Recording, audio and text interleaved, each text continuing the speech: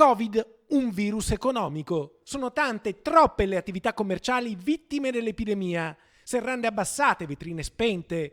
Se il lockdown e le clausure hanno tolto ossigeno ai negozi, per ridar vita e respiro alle botteghe ci sono i distretti urbani e territoriali del commercio. In Veneto sono 86 e coinvolgono 169 comuni, 19 i distretti vicentini. Sui distretti Confesercenti ha sempre creduto e penso che sia una delle soluzioni per riuscire a venire fuori anche da questa problematica della pandemia. I distretti, oggi più che mai, sono una via d'uscita dal tunnel della crisi. La Regione Veneto stanzia finanziamenti per dar vita a progetti che promuovono le attività commerciali di una zona.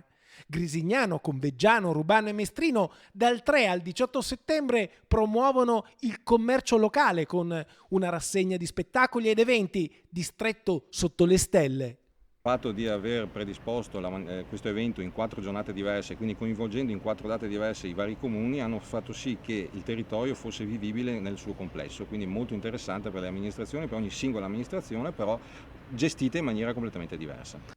Protagonisti assoluti i negozi, le attività, le botteghe.